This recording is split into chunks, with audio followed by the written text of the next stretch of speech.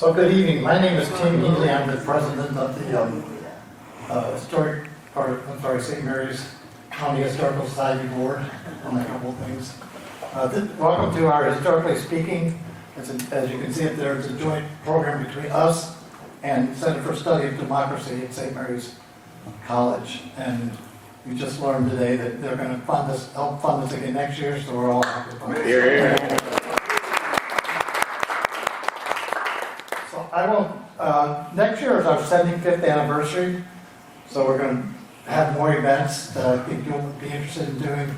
Before I forget, our fall dinner is October 24th, I think. Is that right? Yeah. Friday. October 24th, so it should be an interesting program. I'm not going to spoil it for you. You'll get it in your emails, but I look forward to it. And it will be again at the Breton Inn, but we're looking for a place bigger to accommodate more people. So I won't spend too much time here. I want to introduce our speaker, who I thought she went to St. Mary's College, but her child did. Valerie Hall. She spent most of her time doing archaeology work. Most of it will be done here at St. Francis Xavier Church Cemetery.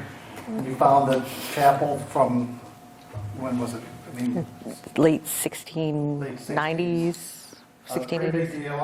I told her I walked through that. It was near our house, and I saw this commotion out there a couple of years ago, and I wonder what that is. I walked down the road to get to it, and people just all linked arms to hide it, and somebody goes, he's a friend, he's a friend. So I got to see it before you got to see it. So I'm not going to belabor what Valerie is a PhD candidate at the University of Maryland. So depending how well you do, we will vote for you. So I want to, you know, the topic, I think it's really fascinating the way indigenous peoples helped out the very ill-prepared colonists that came over here. I won't steal anything, but please welcome Valerie Hall.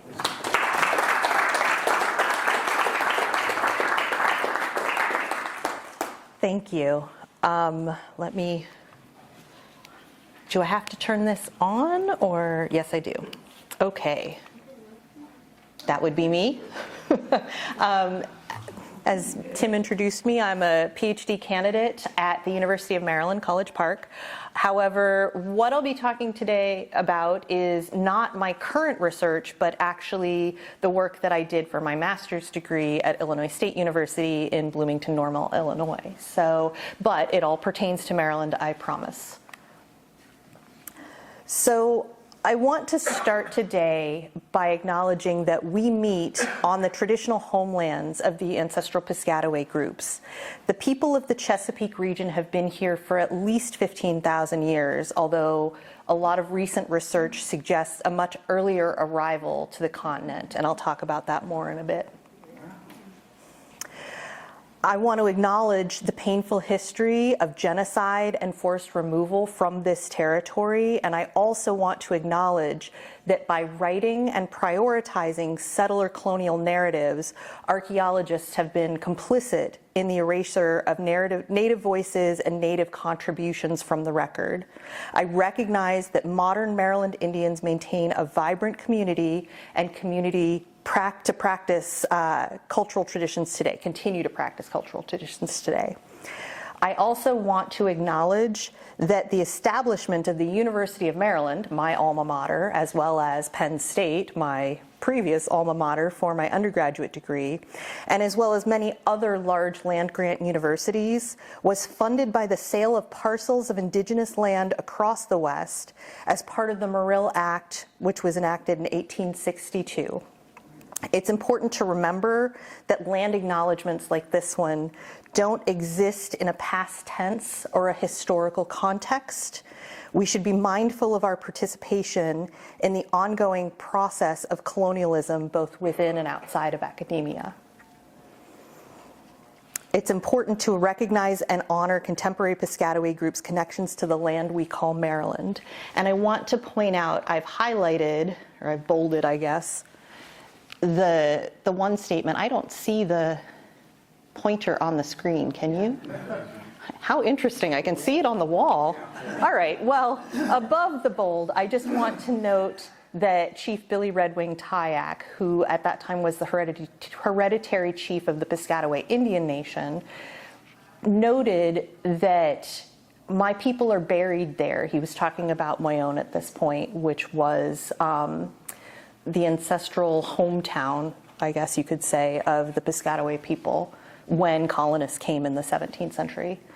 And when you pick up a handful of earth there, you pick up 2 or 3 people's lives. Please just kind of keep this in mind as we go on.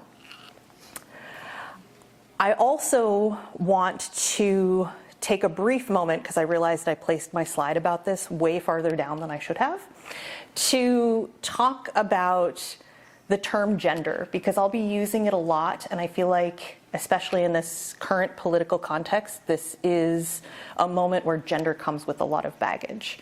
So let me start by asking you, if you received an announcement in the mail that a friend had just bought a baby, oh my gosh, that a friend had just had a baby, good grief. I didn't have any wine at dinner, I promise. I think I'm going to take my jacket off, though, because I think it's the heat that's getting to me. If you had a friend who just had a baby and received an announcement in the mail and the envelope was pink, what would you assume about that baby? Why? The cultural thing. What's the cultural thing that would lead you to assume that? Pink for girls, blue for boys, right? That's how it's always been, right?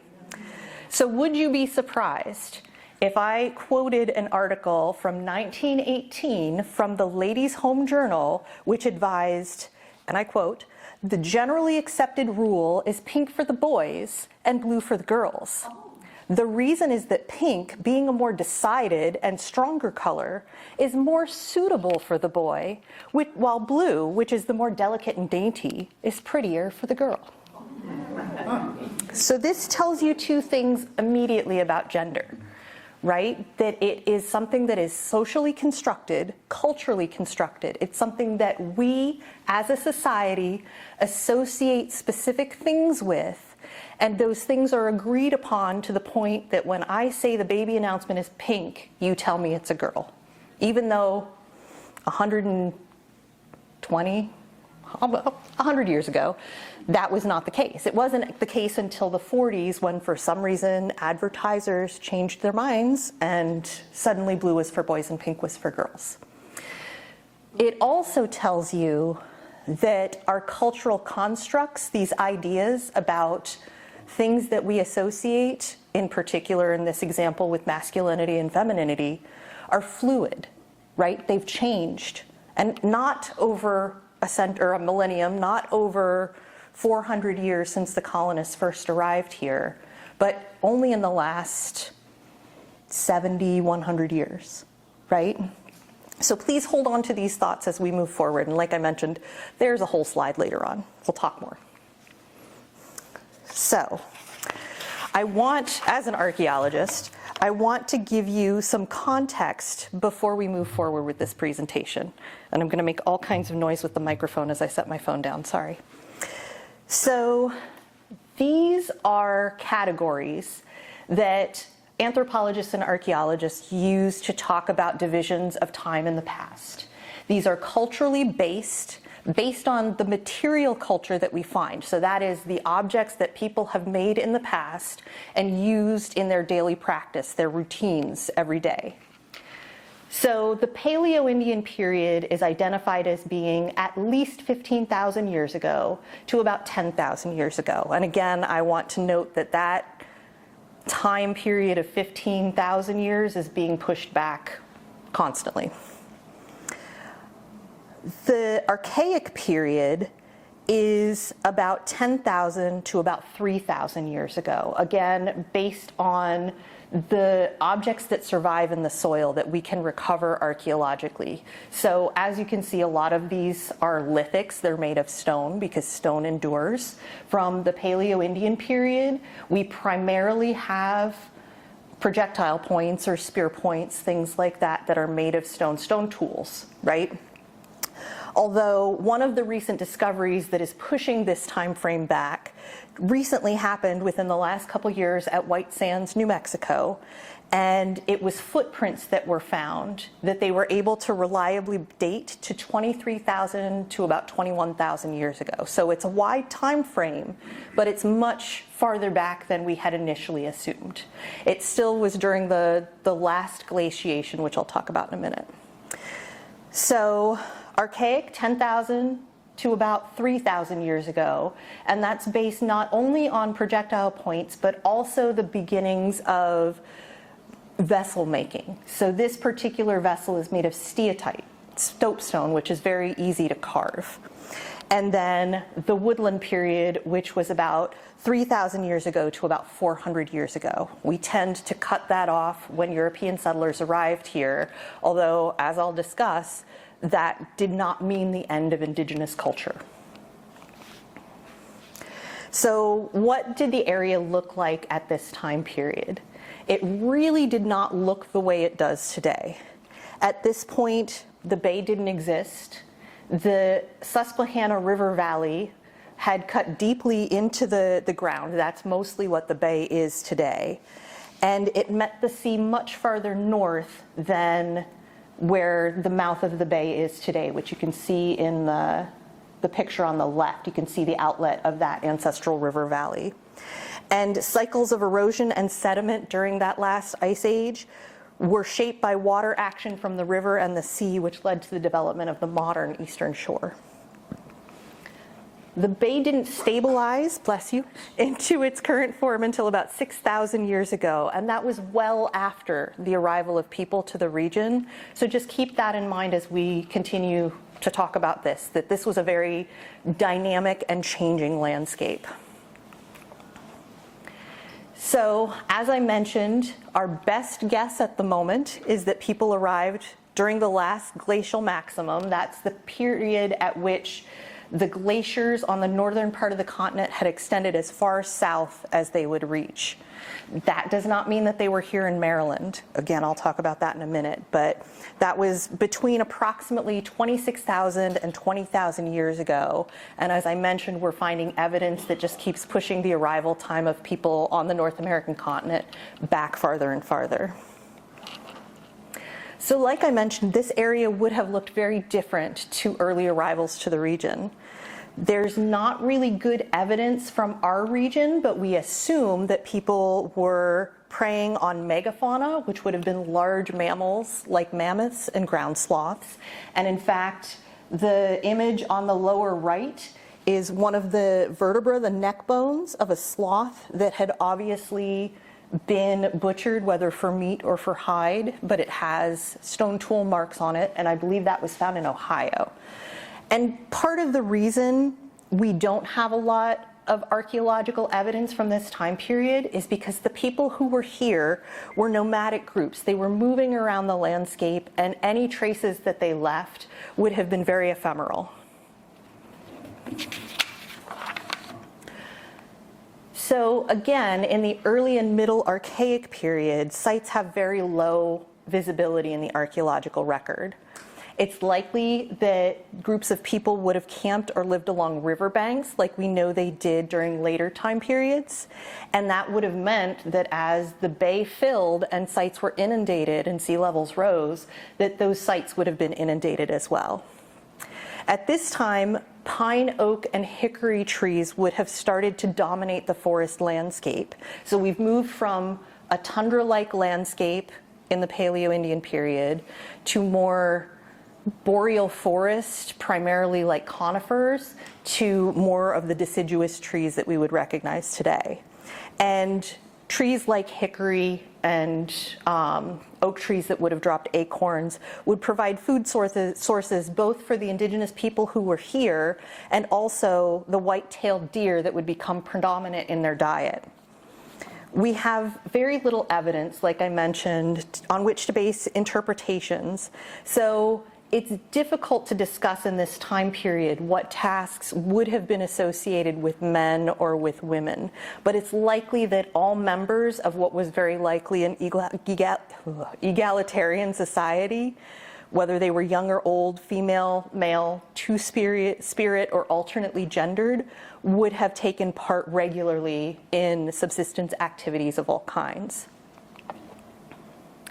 In the late Archaic, as you see sea levels rise and estuaries begin to develop, you see heavy exploitation of estuarine resources, which leads to the kinds of shell middens that I'm sure everyone has observed along the bay and riverbanks in the area. These were left as people harvested oysters, smoked them to store, and left behind these giant shell piles, shell middens, that, interestingly, but completely unrelated to this research, are still affecting the environment today. But that's my dissertation. I won't talk about that. Sorry, I'm easily sidetracked. There's evidence at this time period of extensive trade and travel with groups farther west, including the Adena culture, which was located primarily in the Ohio River Valley region. So here we're reaching the late Archaic, and that steatite bowl that I had mentioned before. Soapstone, easily carvable, a very interesting resource to use to create the first vessels that we see in the archaeological record. It's important, too, to think about this, because this is a time period when it's likely that people were becoming more sedentary. They're starting to settle down and only move periodically from base to base for resource procurement and so on. And I love this quote about the act of creating pottery being seen as physical proof of a people's commitment to a homeland and a community, because these types of vessels are very fragile, they're easily breakable, they're difficult to pick up and move, they're heavy on their own, especially, but even before you start to fill them with stuff. So while these vessels might have been manufactured either by men or women, later documentary and ethnographic evidence from this region suggests that the intensive food processing that was starting to happen, the food production, including using steatite vessels to cook, and the kinds of textile creations that were taking place at that time were all women's work. In the early woodland, so this is still 3,000 years ago, we often, as ethnographers, anthropologists, archaeologists, take what's been observed and extrapolate it back in time to try to figure out what was happening based on the materials that we see at that time period as opposed to the materials in previous time periods. So we've taken those ethnographic records from colonial settlers in the 17th century, and I'll talk about some of the problematic aspects of that in a minute, but use that to extrapolate back to realize that women's subsistence tasks, you know what, I'm a little bit ahead. I need to be on this slide.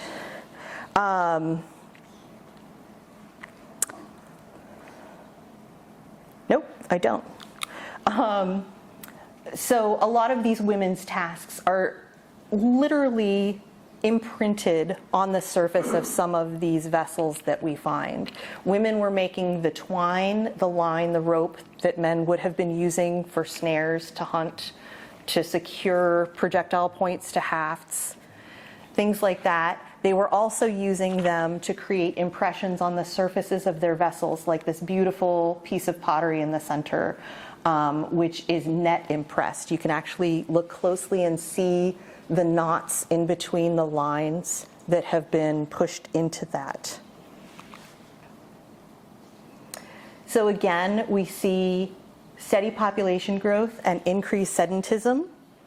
At this time period, a lot of evidence suggests that indigenous women were responsible for the intensifying cultivation of several native plants, including goosefoot, which is related to what we would call modern-day quinoa. It's the same family, and a lot of the other native species that we continue to eat today. They are also weaving textiles, like I mentioned, making pottery, harvesting plants in addition to cultivating plants, and processing food. And then in the late woodland, we begin to see significant changes like the adoption of horticulture and the intensification of creating or cultivating a lot of these plants that we think of today as normal parts of our diet, in particular the three sisters, corn, beans, and squash, which in themselves are fascinating in that when you eat those together, they provide a perfect nutritional balance, a perfect nutritional package. They also work together when they're growing in an incredibly sophisticated way. So the corn grows and provides a stand for the beans to climb. These are pole beans at the time and not the little bush beans that you might have in a garden today. The bean vine climbing the corn stalk would solidify the corn stalk and stabilize it if there was a heavy wind, but provide a place for the beans to grow and reach the sun, while the squash would cover the ground surface around it and keep it moist and keep it weed-free. So in addition to those perfect nutritional complements, it's also a perfect complement in return because the corn would draw nitrogen from the soil and the beans would replace it as it grew. So it's an incredibly sophisticated agricultural technique that I don't think is well appreciated in modern society. So we begin to see the congregation into larger villages. You know what? I think my pages have gotten all switched around. But anyway, during the Little Ice Age, the onset of the LIA, so that was about 1300, we begin to see this concentration into permanent sites and locations. The Little Ice Age was a time period, like I said, starting around 1300, where weather patterns became more unpredictable. The climate in general was colder. It was more precipitation. It was harder to predict growing seasons and cycles during that time period. So the moving from large town sites to smaller villages might indeed have been part of that, or a result of that climate change in that area.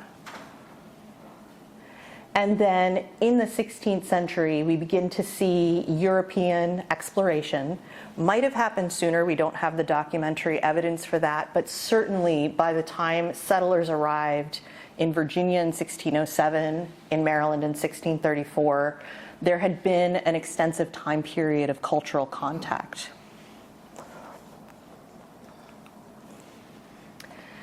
So I've talked a lot about what does survive in the record, but what doesn't survive?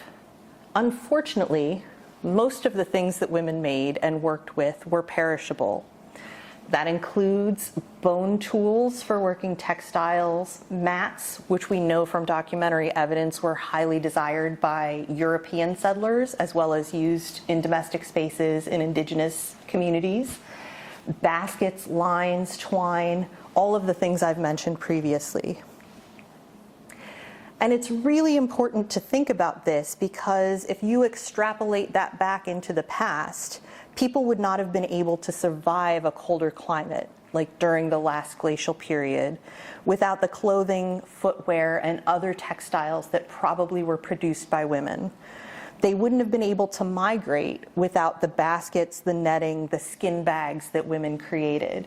So this point is made that if you discard or disregard the kinds of things that women were making and using, you lose a key part of that narrative of how people moved from place to place and how they survived doing it.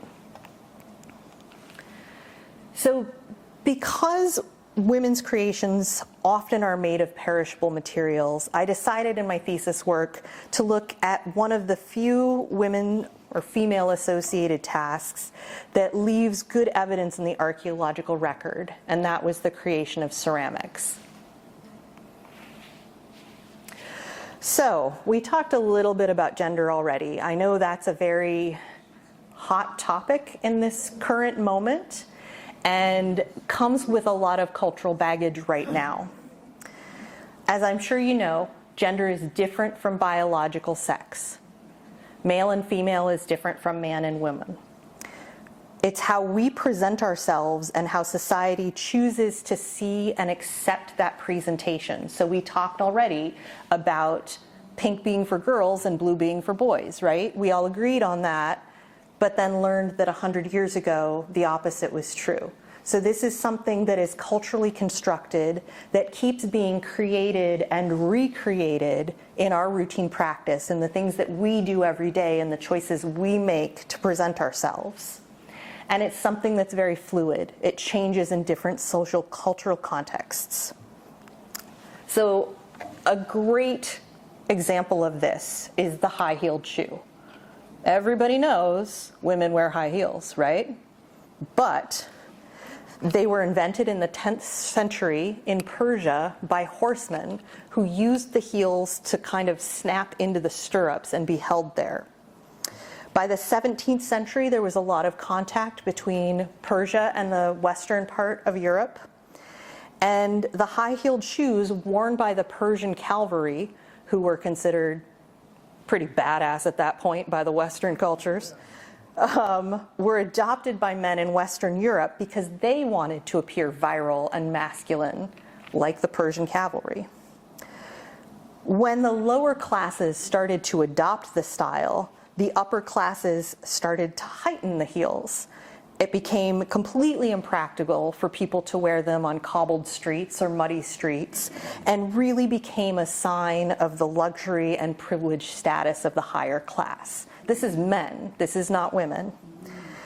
I had a great image of Louis XIV, Louis XIV, the Sun King of France, who is wearing his very shiny red high heels. And he wore them to supplement his 5'4" height, so that's an inch higher than me. And he preferred, well, actually I'm in heels too today, so it's about 5'4". And he preferred red heels because of the expense of the dye and the martial overtones. So again, virility, masculinity, right? And I picked this picture instead of Louis, the Sun King, because this is Cecil Calvert, the second Lord Baltimore, wearing his high heels in a formal portrait. And I have heavily cropped the portrait. I want to confess that it was not intentional to crop out the African slave child in the background or his child who he's passing the map of Maryland to. It's a fascinating picture to deconstruct.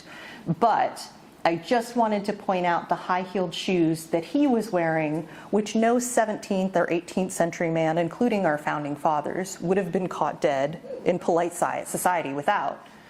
However, we have a very different image on the other side of the screen.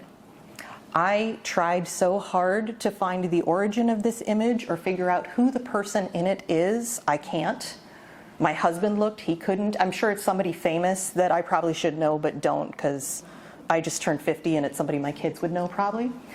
But if you look at that picture contrasted with the formal portrait on the left, that's a very assertive pose. He's dead-eyeing the camera. He's got those bright, shiny red shoes on. This is a person who is deliberately pushing back and challenging societal norms, right? And he's doing that because he's wearing women's shoes, women's high-heeled red shoes, just like the Sun King would have approved of. So again, a perfect illustration that gender is very fluid and very dependent on the context of the culture in which you live. And I think that also serves as a warning to us as archaeologists, as consumers of media, and so on and so forth, that we can't put ourselves into another person's culture. We are always going to arrive with our own cultural knowledges, our own perceptions, our own perspectives.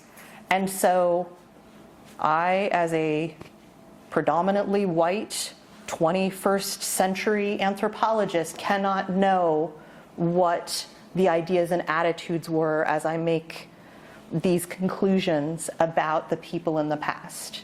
I am making my best guess based on evidence and the facts I've found in the archaeological record, but it all has to be taken with a grain of salt. Having said that, moving on. So we've talked a lot about gender.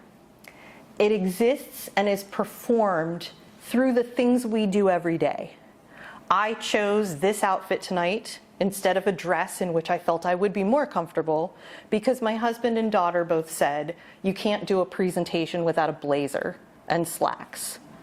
So think about that for a minute in terms of gender and professionalism and the way that we present ourselves in society. So, and I am wearing high heels. I actually had a hot second of debate with myself about that too. So,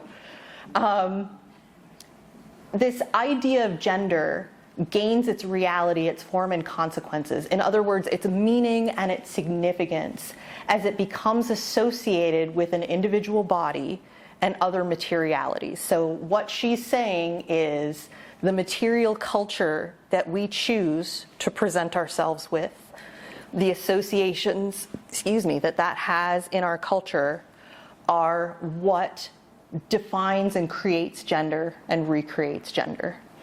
So,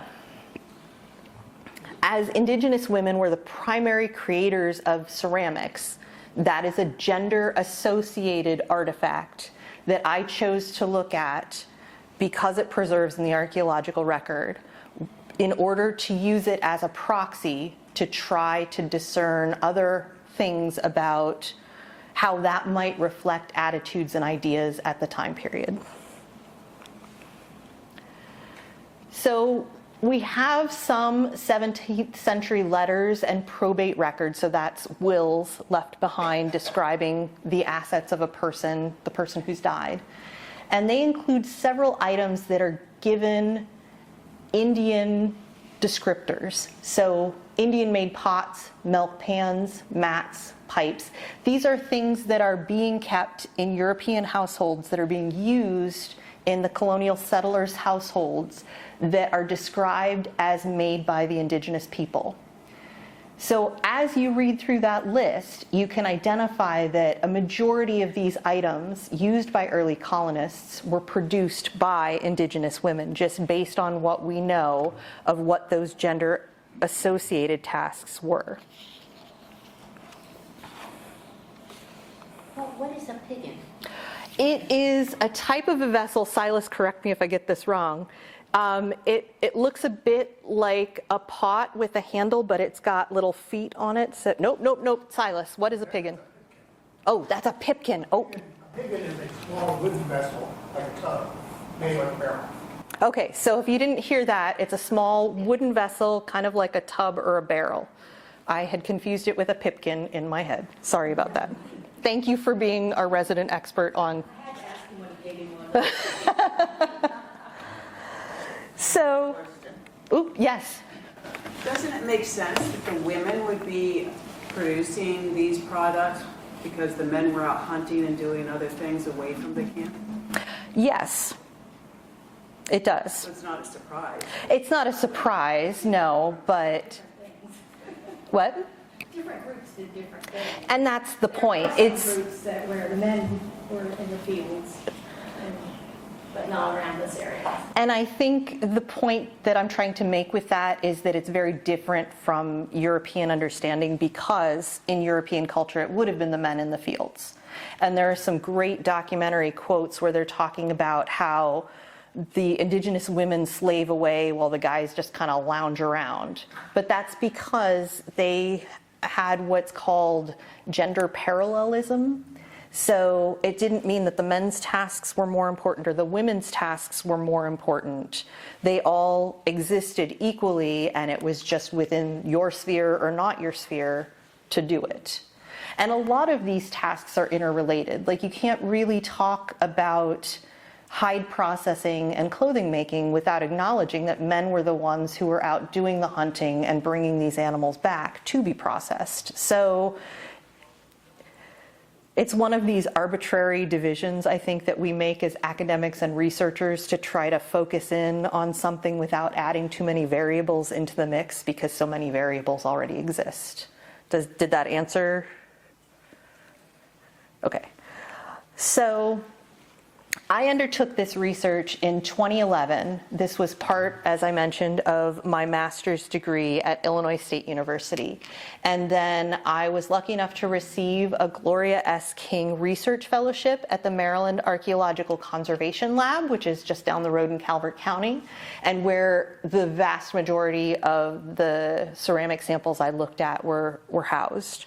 And I received funding to look at additional research for another 5 sites in the fall of 2014.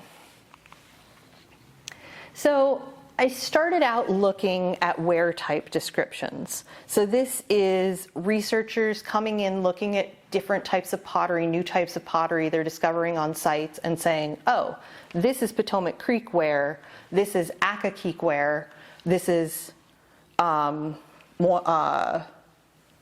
oh my gosh, I just lost all the wear types. Of course, Townsend, what? Rappahannock is another good one. So they're looking at different aspects of the pottery, different attributes to make those wear type definitions. So, for example, Potomac Creek ware is tempered with crushed quartz and or medium sand grains. Temper is a material that's mixed into the clay to help prevent cracking when it's fired. And we see all different kinds of temper across the state, including, like I said, crushed quartz, sand, shell, big chunks of gravel, mixes of those. Sometimes in very early pottery, you'll see crushed up steatite, so probably a vessel broke and they crushed it up and used that as a temper for the clay-based pottery they were making. And then they also look at the surface decorations, which include cord-marked, plain, so smoothed over, incised, which is where something is carved into it, or a fingernail is pressed into it to make a mark, and so on. However, as it's noted in this quote, one of the most interesting things about Potomac Creek, which is one of the wear types, is that none of the descriptions actually agree. So that was a frustrating realization. And as I went on and started to analyze these wear types, I was using the wear types as described by previous researchers. So I did not do any wear type identification. I was relying on past researchers to have made those identifications. But what I found is that the vast majority were labeled as indeterminate. So wear type was not a variable that I could discern any patterns from when I was looking at this data. So this suggested to me that I needed to look at attributes below the level of type, below wear type. So things like temper, like the surface decoration, like inclusions that are found in the clay, so little flecks of mica or black specks or ochre specks that presumably were included in the clay when it was sourced out of a riverbank or deposit. So I undertook correspondence analysis. I'm not going to go deeply into the statistics because I probably find it as boring as you do, but I used an early computer program at the time. I probably could do it in a heartbeat in our software today, but it allowed me to look at a bunch of different variables like the ones that I've mentioned. And what I saw, which I would point out if the laser pointer worked, is that wear type was way up near the top of the graph, so obviously an outlier. And paste, the color of the internal portion of the pot when it breaks, when you can see the inside clay or fabric of the pot, was another outlier. So that led me to discard those as variables, which brought me to this chart. And you can see in the middle, there's a very strong negative trend, sloping downwards, that's associated with the exterior surface treatment data. And that suggested that the variability in those surface treatments was decreasing across sites over time. So I looked at sites starting with a site called Cumberland, which was occupied in the 16th century, so prior to colonial arrival. And I used that sort of as a baseline. and then looked at sites in the original dissertation through the turn of 1700. And then in the additional data, I had some sites that were later than that. Heater's Island was occupied by indigenous refugees, I guess you could say, from about 1700 to about 1710 or 11. And then there were a couple of colonial sites in there as well that were occupied into the beginning of the 18th century. So at the Cumberland site, the town site that was occupied at the end of the 16th century, there are 11 different surface treatments, while Zakaya Fort, which was occupied at the end of the 17th century and was an indigenous reservation site, had only 6 surface treatment variations, and that represented 80% of the sample. So we're seeing a decrease in variability. There's a move towards a consolidation of types. So people are starting to come together around certain surface decorations. So that suggested to me that there was a shift, not just in individual kin groups making the ceramics, but across that community. So a lot of different individual kin groups are making the same changes to their surface decoration. So as you can see, there's a strong trend towards smoothed surface decorations. And this is with all of the different surface decorations that I identified. This is before, because at one point I had collapsed all of them so that smoothed included well smoothed and things of that nature, rough included scraped, and so on and so forth. So this is before I had consolidated and simplified some of the groups, and you still see this strong trend. Interestingly, I had postulated in my initial hypothesis that if these ceramics are being made for primarily European consumers or being influenced by European ceramics, that indigenous women would have had a trend towards smoother sides of vessels, smoother surface decorations, and thinner walled vessels. So my original data set in 2011 bore that out. I saw a move towards vessel walls that were between 4 and 5 millimeters in thickness. However, I added in 5 additional sites in 2014, most of which were later time periods, and found that that increased the variability, and I did not see the same trend. So that suggests to me that for that particular aspect or attribute of the pottery, I maybe need to look a little further and do a little more research on this, because that did not hold true.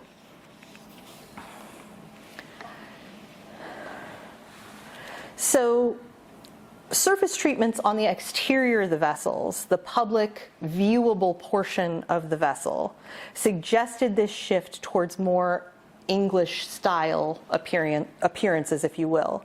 But what I found was that the private attributes, the part of the clay that can't be easily seen or aren't observable in a complete vessel, that can only be seen after the vessel is broken and unusable, were incredibly variable. So the temper that's being mixed into the vessel, the inclusions in the clay, these attributes are not directly observable in the public gaze, but when the pot is broken, you can see them. So they're private attributes, if you will. So temper would have been something that was passed down in the making of vessels as a tradition from mothers, aunts, grandmothers to nieces, daughters, etc. It's part of their process and probably would have been a matrilineal tradition passed down by older women to younger women as they're showing them how to make these pots.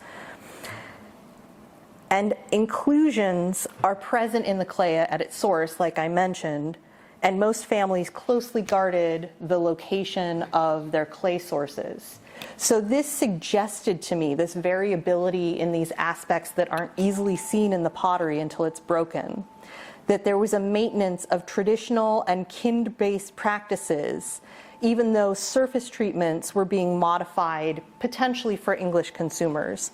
So this speaks to a strong preference on the part of the potters for smoothed exterior surfaces without a willingness to surrender the traditional clay sources or tempering materials that they had been taught to use. So this subtypological analysis suggested to me that it was highlighting some tensions between public and private attributes that might reflect similar tensions in the changing social dynamics of the 17th century women's lives. Documentary evidence includes the listings, like we saw before, of Indian milk pans and bowls, and that indicates that English colonists were trading for or purchasing native-made ceramics for use in their daily routines, and it's possible that these ceramics were actually preferred over European ceramics in some situations. Certainly, if the arrival of ships was not fast enough and you needed a milk pan, you were going to source it from a new location rather than not be able to do your dairying. Interactions with English consumers also likely influenced the ways in which indigenous women were creating the exterior surfaces of the vessels. And these women were interacting with European goods, materials, settlers, and ideas throughout the 17th century, but that private aspect of ceramic attributes suggests that they were maintaining certain cultural traditions, even in the face of these dynamic social changes.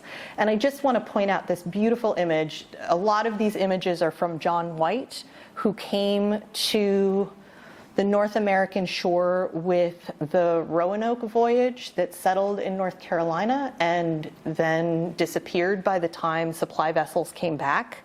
He had come, he had documented a lot of the different native species that he saw. He made some beautiful images of indigenous people that he saw and then sailed back home to England. And instead of resupplying right away, the Spanish Armada attacked. What can you do? So by the time they returned, the only evidence of this lost colony in Roanoke was the word Croatoan, as I'm sure many of you know.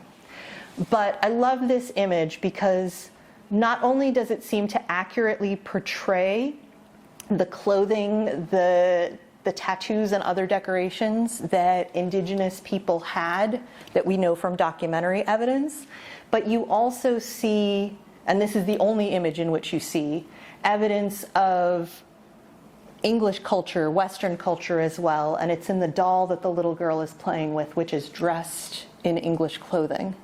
So I found that fascinating. I feel like you need to take all of these images with a grain of salt because, again, he was coming at creating these images with his own cultural perceptions and biases, but this is a really interesting hint at the kind of dynamics that were happening at the time.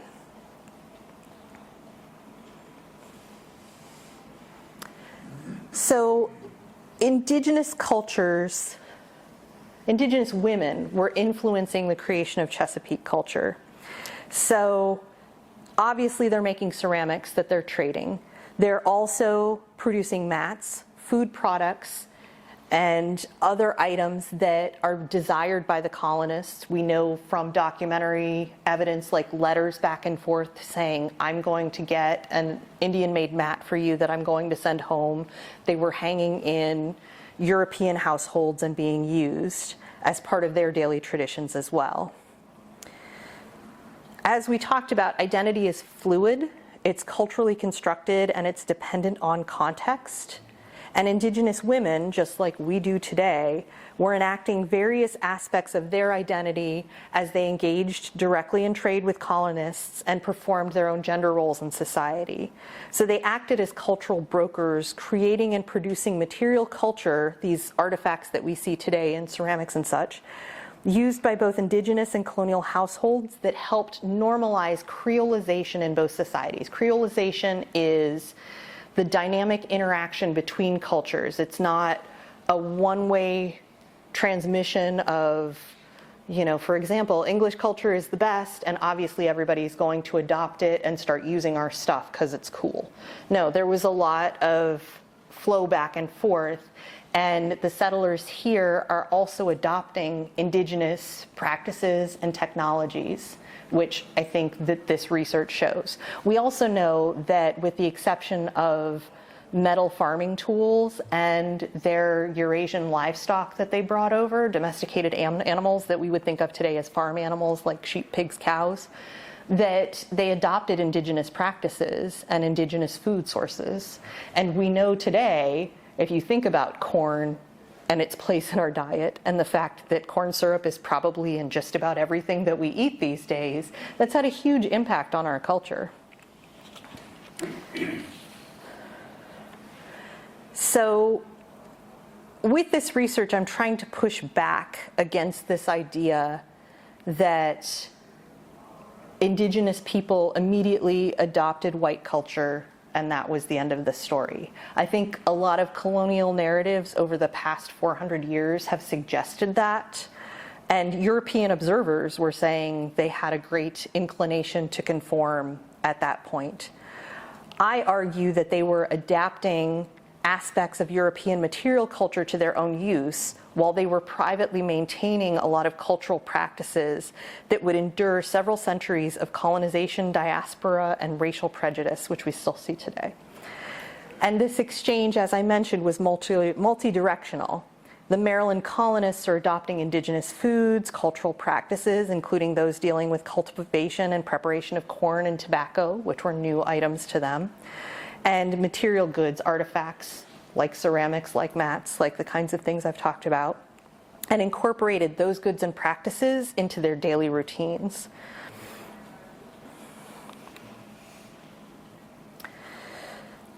So Native women, in this sense, were the brokers of tradition in indigenous Maryland society.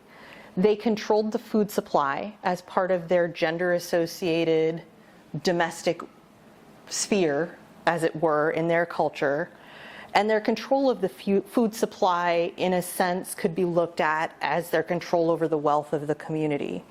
This gave them hierarchical power, like I talked about. There was no hierarchy with men's work being prioritized over women's work or vice versa. This was a different and equal status to the indigenous men.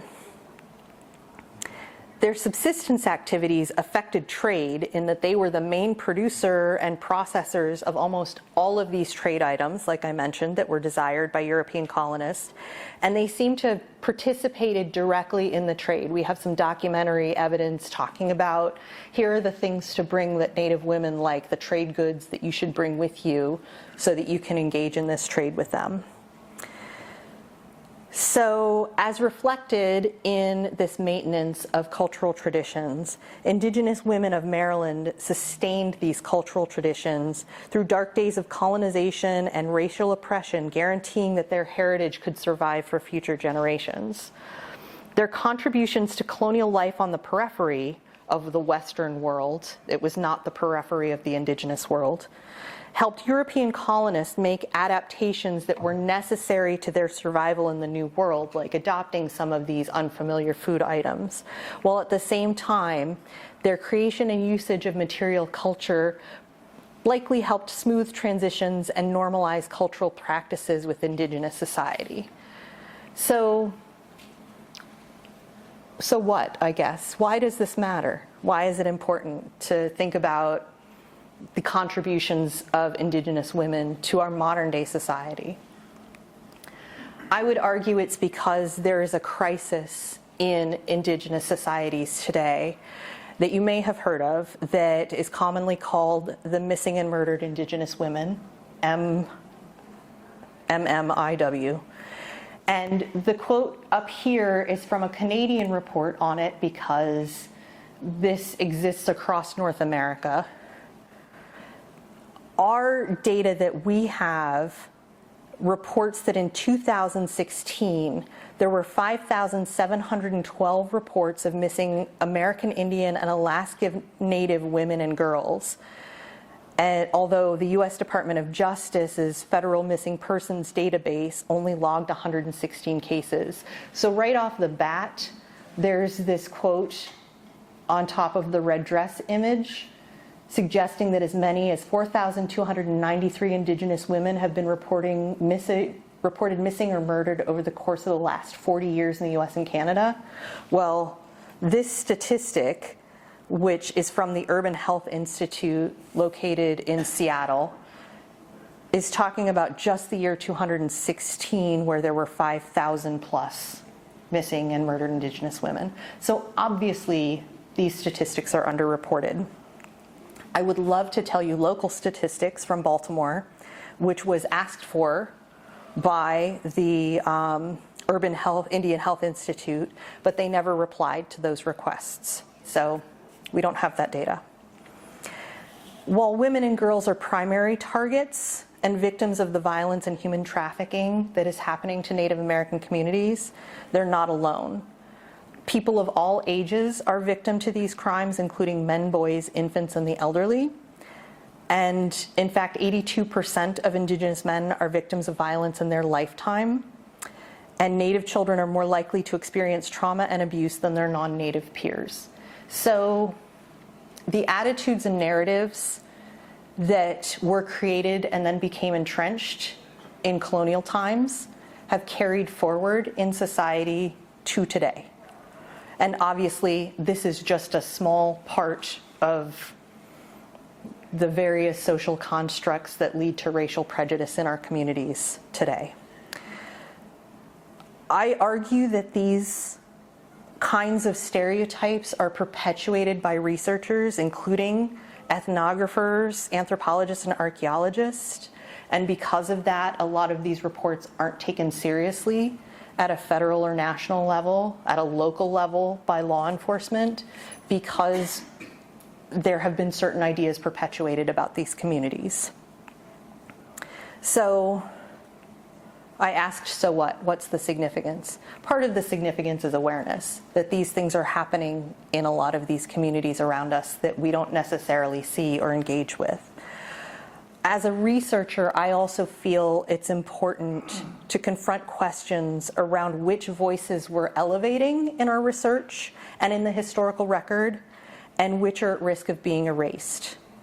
And I'm following the lead of Paulette Steeves, who's an archaeologist who identifies as Cree-Métis, and she argues that archaeologists have a duty to unerase histories and identities that our predecessors erased or denied, and to open safe spaces of discussion where critical thought and decolonization are central to rewriting the human past.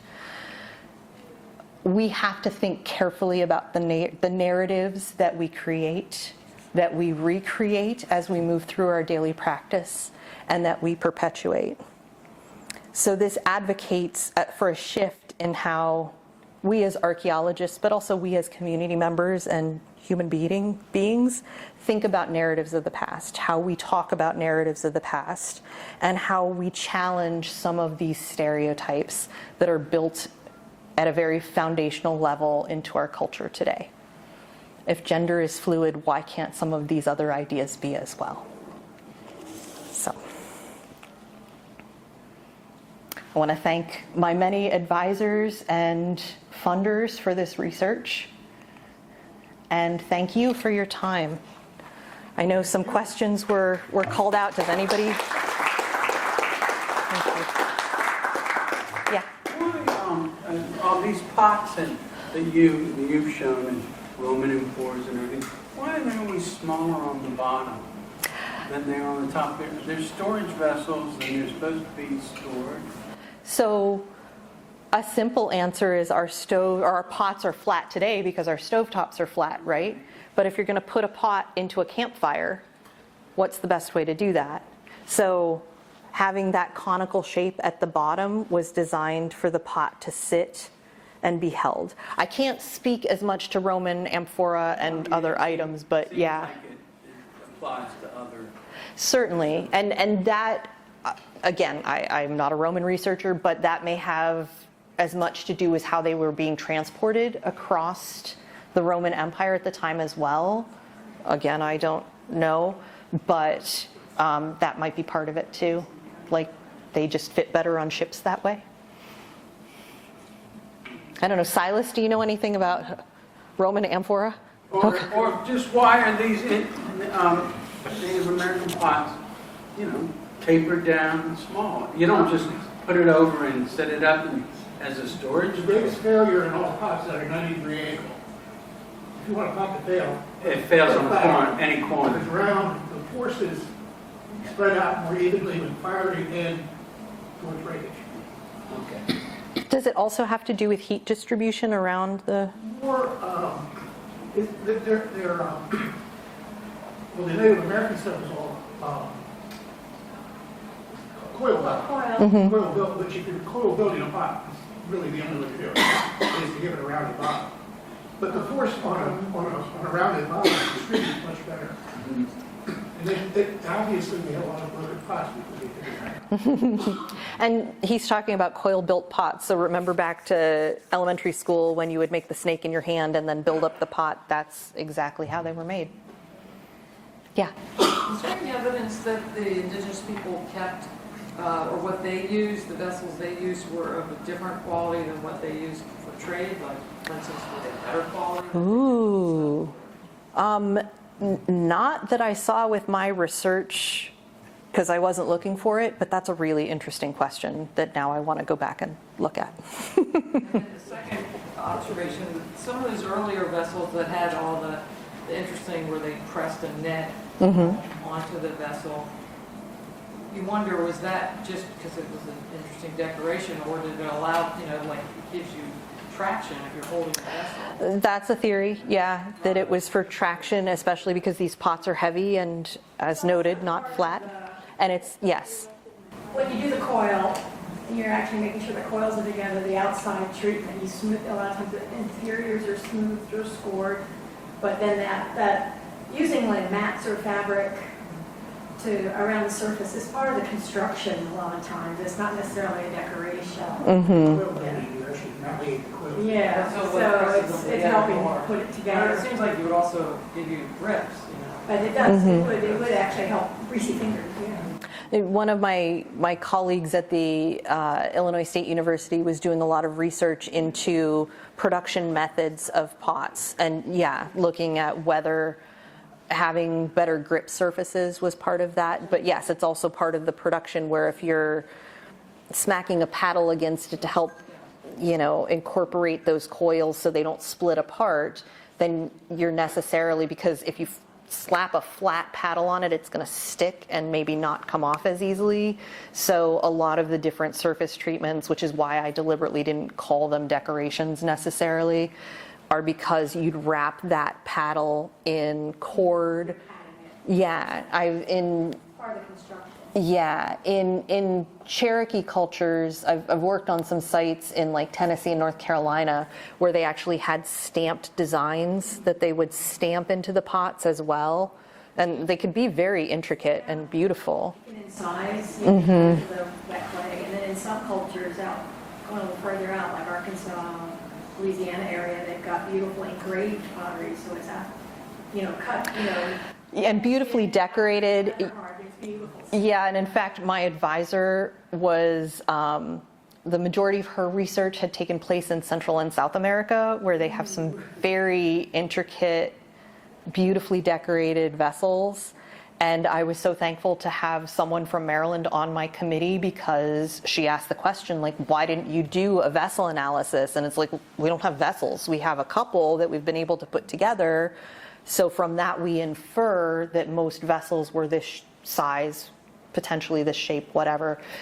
But we don't have enough vessels to fully analyze across a spectrum, because we have such an intense history after colonial settlement of agriculture that a lot of it's been destroyed by plow zone, or is in the plow zone because it's been destroyed by the plow. I will say that since I did this research, I have been working in Anne Arundel County with their archeological group there and the Lost Towns, Leonardtown group. And they just had a donation by a gentleman named Thomas Mayer, actually his descendants. He was an avocational archaeologist that started out in the 20s when he was in high school. So one of his first journals is actually his high school history composition book, into which, between assignments, he was entering information about artifacts. And bless Mr. Mayer's heart, he kept detailed journals of the provenience, the location where he found a lot of these artifacts. And he grew up in Davidsonville, so a lot of the stuff he was finding was from that area, up and down the Patuxent River in that region.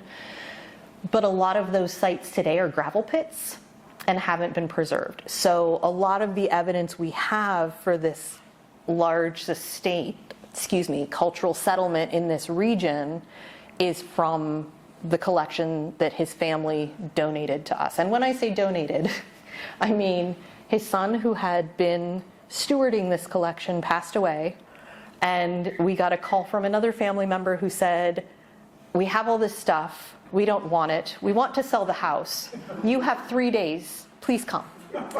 So, and I know this firsthand because my daughter was an intern with them at the time, so they literally went in with boxes and just took what they could. And the last couple years has been us trying to go through an inventory, even just to figure out what we had from which county.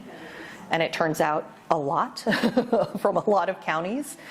There were 65 boxes donated, 55 of which were full of artifacts. The other ones were full of books and notebooks and ephemera.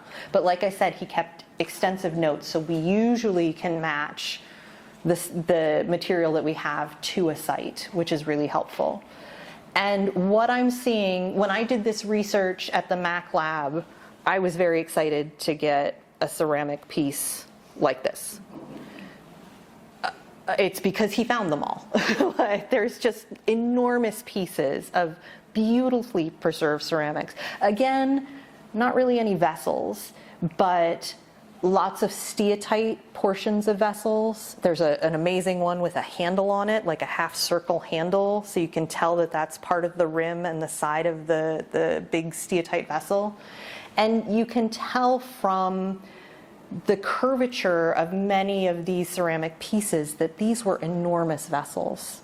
So these were probably storage vessels being used, and it's just exciting to think about the potential for there's a couple different dissertations in all of this material. There's so much of it, and it's so beautifully preserved, and because we have the information on where it came from, it can tell us some interesting things about that area too. So very exciting collection.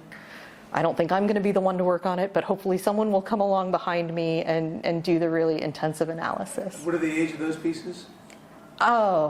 We've found Paleo-Indian points. We've found pretty much everything ceramic-wise through all the periods. Like I said, starting with steatite and steatite tempered all the way through the late woodland. So it's the majority of it, I believe, is middle woodland. So it kind of centers around that time period, but that's just my best guess with the 5 or 6 collections that I cataloged. And that's 5 or 6 out of, I think it's like 80 some boxes now that we've divided it into counties and various locations. So there's a lot there. So that's my initial sense, but I don't know for sure that that's the full extent. Yeah. Did they come to any conclusions whether women were missing or murdered? Was it domestic violence? I mean, were they just kidnapped? I think,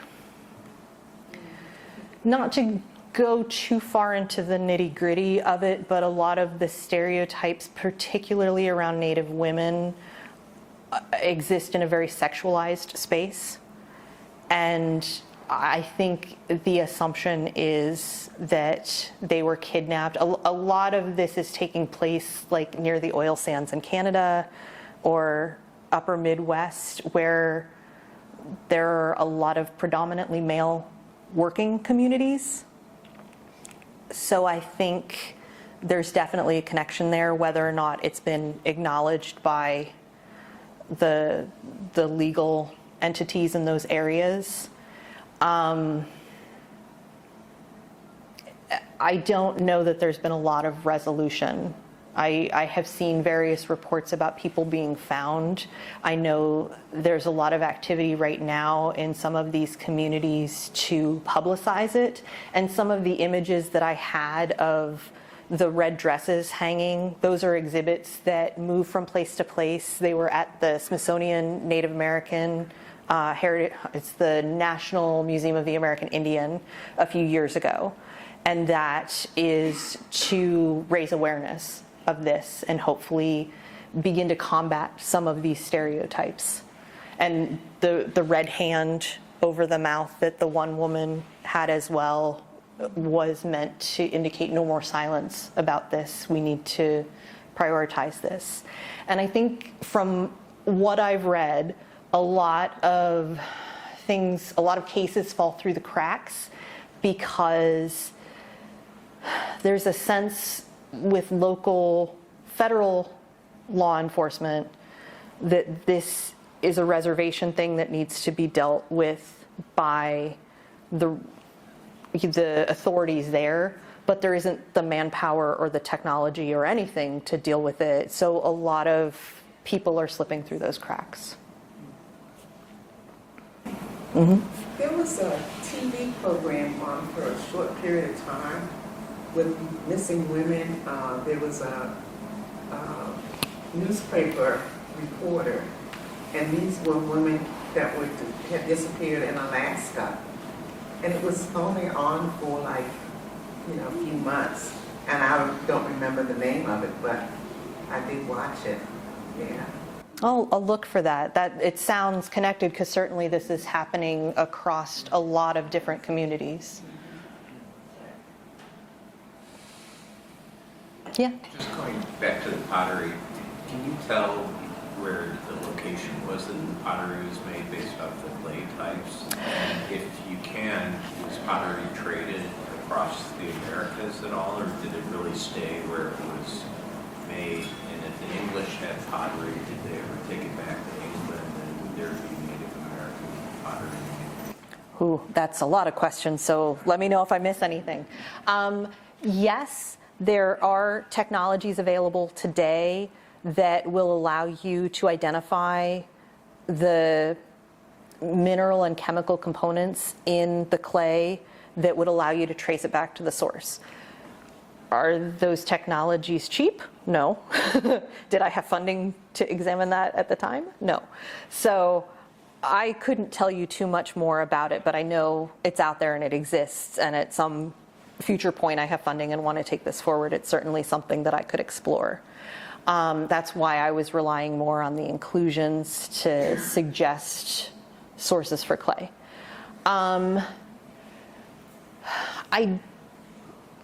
I think the question about whether ceramics were traveling or traded long distances would again have to come back to that technology.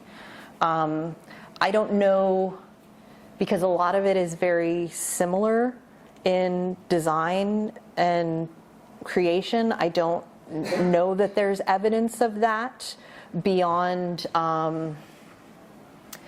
that's not really ceramic though. I'm thinking of the Mississippian culture, which coexisted at the same time as what we would call the late woodland culture, but was up and down the Mississippi Valley. And they had certain, I guess, sacred sculptures, you could call them, of corn gods and goddesses and so on and so forth that did travel long distances. They had certain types of ritual drinks. There was one called black drink that was created and based on holly, like the holly plant, when it was boiled down, and it was like a hallucinogenic and was used in specific rituals. And they found evidence of that kind of a residue in pots that have gone long distances. And I've seen some suggestions that some of these satellite communities were actually kind of being proselytized from the main Mississippian hometown of Cahokia, which is in southwestern Illinois and is 100% worth the visit if you ever get to go. It's incredible.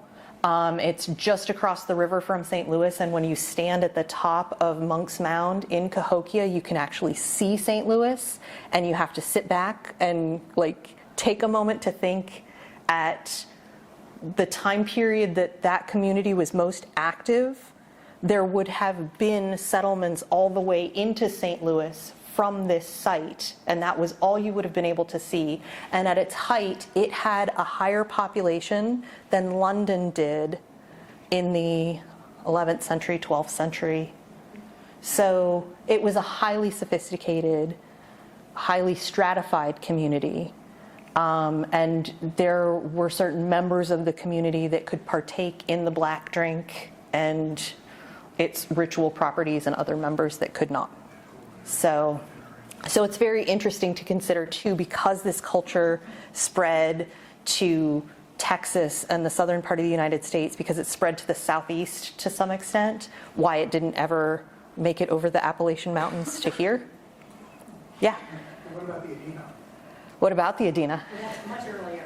It is, that's Middle Woodland, but yes, that is another culture group. But they didn't really, it doesn't seem to be the ceramics. No. The carved stone things. Trade Lots of trade, yes. The Eastern Shore of Maryland. Yes, and the Adena, I mentioned them in passing. They were centered pretty much in southern Ohio. They had a mound building culture just like the later Mississippian culture, and they also created effigy mounds. So let me actually go back to that slide, which is going to take a hot second apparently. But they created mounds in the shape of different animals. And the one that I visited in southern Ohio, and the one that I have a picture of, is a snake with, they think, an egg in its mouth. And it stands at like my eye height, which probably doesn't seem that impressive. I'm not that tall. But when you think of the amount of manpower needed to move that much earth here, across that distance, and build that across that distance, keeping in mind that they didn't have a drone or a helicopter from which this picture was taken. So it's just an incredible amount of manpower. And it must have had deep cultural significance. And yet, Silas was saying, there is a lot of evidence of trade goods being brought here, being taken. We have a lot of copper from a site called Pig Point along the Patuxent River, just like a stone's throw from where I live, actually, up in Lothian, just north of Route 4, where it crosses the Patuxent. And that was a deeply stratified site. So by that, I mean lots of really great datable layers, and just tons of copper artifacts were coming out of it. And we don't have sources of copper here. That was coming from around the Great Lakes. So obviously, different groups are bringing this or trading this along waterways, probably, which would have been like highways at that time period. And like Silas mentioned, the style of pipe is very indicative of that as well. So we do have evidence of extensive trade, which in these earlier periods, which is another reason why I wonder why the Mississippian culture didn't spread here with the intensity that it did in other regions. But that's a whole other dissertation that I got to get this one finished first, I guess. So. All right, thank you so much. Vote yes for PhD. Thank you very much. Yes. Very interesting. Thank you all.